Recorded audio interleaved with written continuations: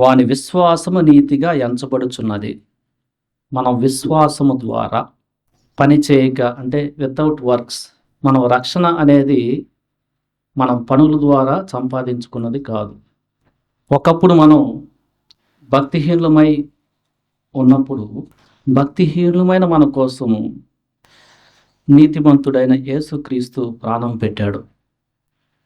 ఈరోజు రక్షణ పొందిన మనము ఒకప్పుడు మనం ఎలాంటి భక్తిహీనమైన క్రియల్లో ఉన్నాం, క్రీస్తు ఏ పరిస్థితుల్లో మనల్ని దర్శించాడు, దేవుడు ఏ పరిస్థితుల్లో మనల్ని ప్రేమించి చేర్చుకున్నాడు, ఎలాంటి వారిని ఎలాంటి స్థితిలో ఉన్న మనల్ని చేర్చుకున్నాడు.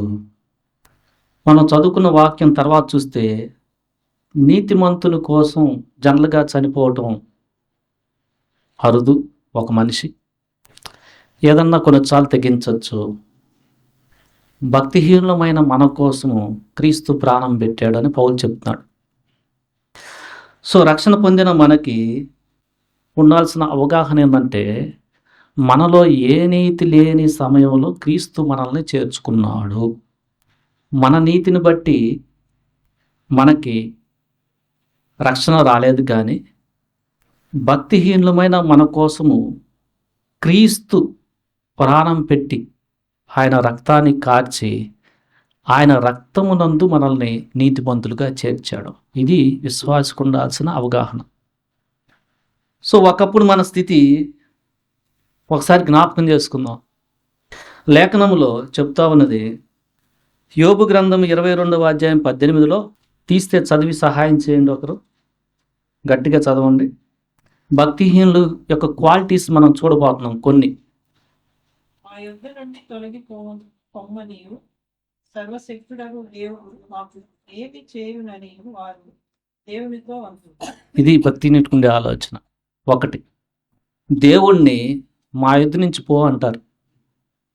దేవుడు ఏం చేశాడు మాకు అని అంటూ ఉంటారు. సో కొంతమంది రక్షణలోకి వచ్చిన వారు దేవుని గురించే ఆలోచన లేనివారు. ఒక సమయంలో వారు దేవుని చేత ఆకర్షించబడటం వలన ఆ భక్తిహీనత స్థితిలో నుంచి మళ్ళా దేవుని వైపు తిరుగుతారు. కానీ ఒకప్పుడు ఏమంటూ ఉంటారంటే, ఏం చేశాడు దేవుడు? సో ఇలాంటి స్థితిలో నువ్వు రక్షించబడిన తర్వాత కూడా ఉన్నావు అంటే అవి భక్తిహీనుని యొక్క లక్షణాలు. అంటే నువ్వు సరిగా రిపెంట్ అవ్వలేదు, నువ్వు సరిగా పశ్చాత్తాపడకుండా విశ్వాసం ఉంచానని పశ్చాత్తాపం స్టేజ్ని సరిగా తీసుకోలేను. సో ఇలాంటి లక్షణం కొన్నిసార్లు కోపంతో నిండినప్పుడు, లేకపోతే చిరాకుతో ఉన్నప్పుడు మనకు వస్తూ ఉంటాయి ఇలాంటి ఆలోచనలు. అలాంటి స్థితిలో క్రీస్తు మనల్ని ప్రేమించి మన కోసం యుక్తకాలంలో ప్రాణం పెట్టాడు. అంటే ఒక విధంగా ఆయన దూషించిన మనల్ని, శత్రువుని ప్రేమించాడు. ఏం చేసేవాను?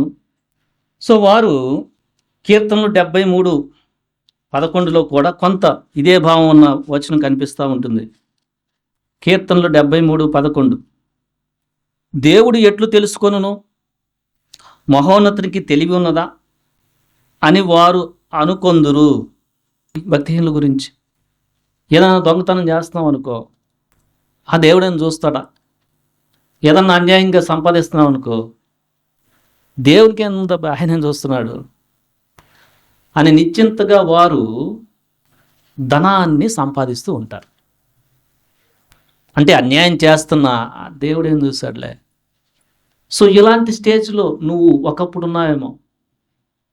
గర్వంతో మాట్లాడుతూ వాళ్ళు చాలా గర్వంగా ప్రవర్తిస్తూ ఉంటారు. 8వ వచనం, ఎగతాళి చేయొచ్చు. కీర్తనలు 73:8, బలాత్కారము చేత జరుగు కీడును గూర్చి వారు మాట్లాడుతారు. ఎగతాళి చేయటం, కీడుని గురించి మాట్లాడటం, అంటే వీళ్ళు బలాత్కారం చేసి కూడా దాన్ని అతిశయంగా గర్వంగా చెప్పుకుంటూ ఉంటారు. సో ఇలాంటి స్థితిలో ఒకప్పుడు నీవున్నావు, నేనున్నాను. ఇలాంటి స్థితిలో నుండి, భక్తిహీనతలో నుంచి మనల్ని క్రీస్తు రక్షించాడు. ఆకాశము తట్టు ముఖం ఎత్తుతురు. 9, వారి నాలుక భూ సంచారము చేయును. ప్రార్థన చేస్తున్నట్టే కొంత సమయంలో పైకెత్తి ప్రార్థన చేస్తూ ఉంటారు. ఇక మిగతా సమయం అంతా మాట్లాడేదంతా కూడా ఈ లోకంలో ఉన్న చెడు గురించి, ఎగతాళి మాటలు, ఇవి మాట్లాడుతూ ఉంటారు. సో ఇలాంటి స్థితిలో వారు ఉండి హ్యాపీగా ధనాన్ని అన్యాయంగా లంచంతైనా సంపాదించుకు ఉంటారు. ఇది భక్తిహీనుల యొక్క కొన్ని లక్షణాలు. సో ఇలాంటి స్థితిలో నీవు ఉన్నావా?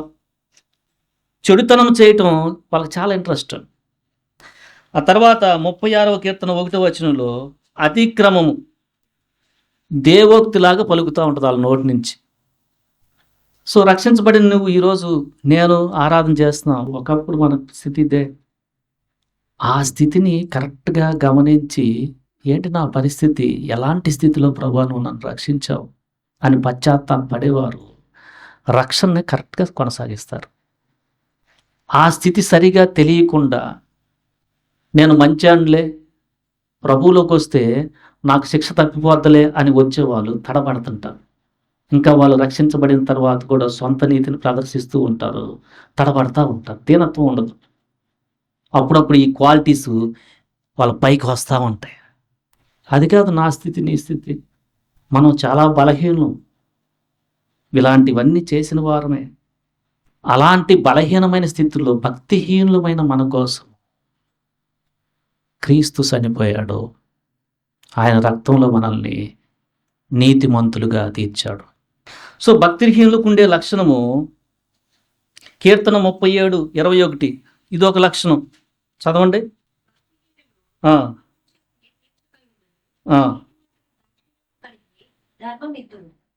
వీళ్ళు అప్పు చేసి ఏంట్రా వాడికి ఇచ్చేది, వాడికి లేవా?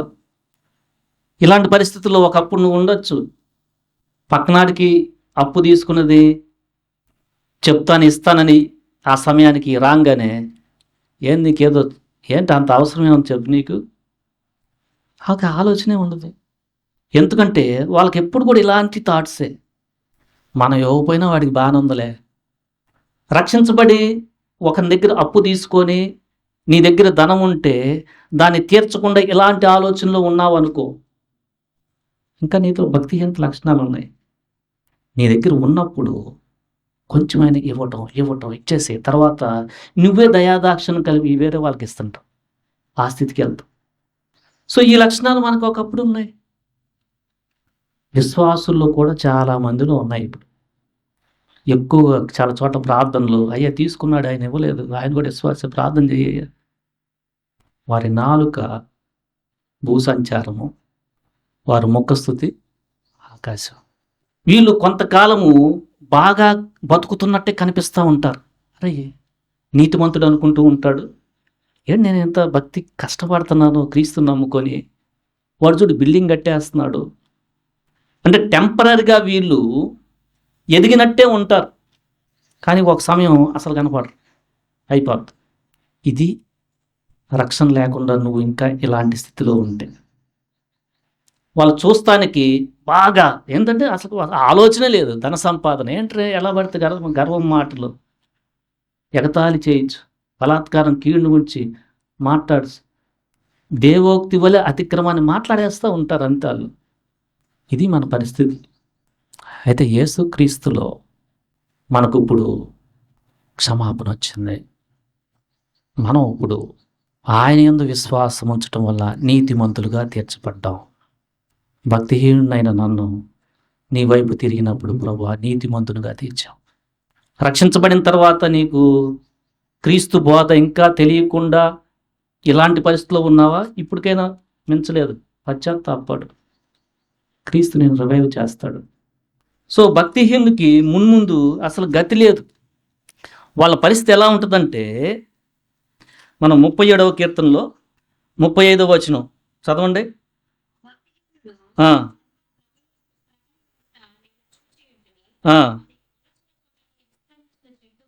ఆ, ఆ, 30 ఆ, ఆ.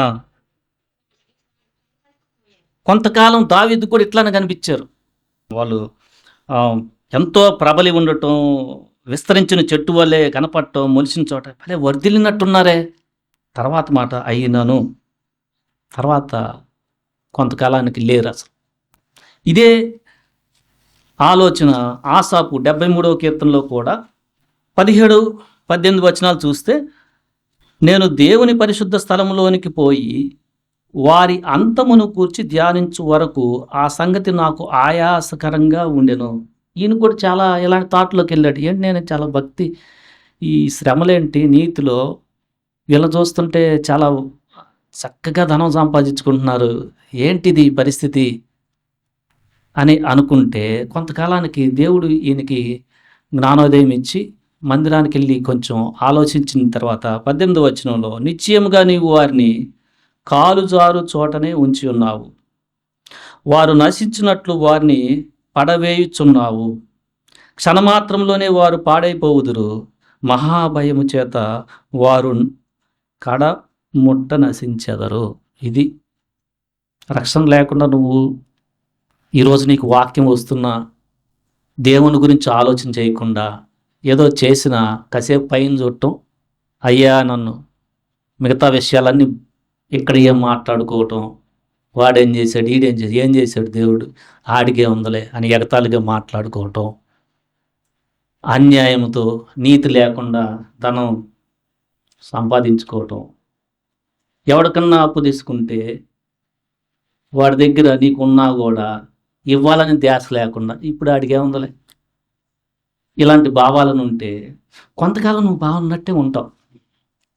కొంతకాలం అలాంటి వారి అంతము చాలా డిఫరెంట్గా ఉంటుంది.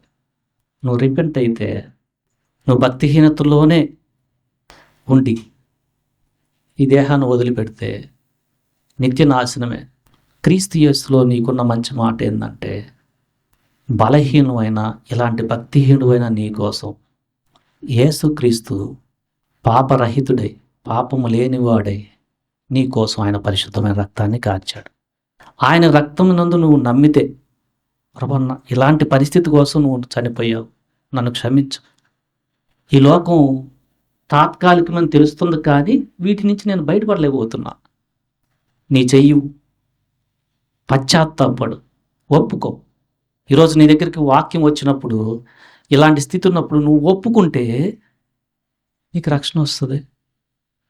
ఊరికనే వాక్యం వినేసి ఏదో చెప్తున్నారులే అని మళ్ళా వెళ్ళి ఒకసారి ఆకాశం తట్టు, మిగతా సమయం అంతా ఇక్కడ మాటలు మాట్లాడుకుంటూ ఇలా ఉన్నావు అనుకో, నువ్వు భక్తిహీనతతోనే నశించిపోతావు. అయితే రక్షణ పొందిన మనం ఈరోజు మన ఆరాధన ఏంటంటే, ఒకప్పుడు నేను భక్తిహీనుణ్ణి, ప్రభు మంచాల కోసం ఎవరైనా చనిపోతారు, అది కూడా అరుదు. భక్తిహీనున్నైనా పాపినైనా నా నాలుకతో దేవుడు సర్వశక్తిమంతుడు ఏం చేస్తాడులే అని మాట్లాడిన సమయాలు ఏం దేవుడులే. అలాంటి సమయంలో కూడా అలాంటి వాడినైనా నన్ను నువ్వు ప్రేమించి యుక్తకాలం నా కోసం చనిపోయావు. నీ యొక్క రక్తంలో నన్ను నీతిమంతురాలుగా తీర్చావు. నేనేం చేయలేదు తండ్రి, ఇది కేవలం నీ యొక్క కృపే అని మనం ఈరోజు ప్రభువుని ఆరాధన చేద్దాం.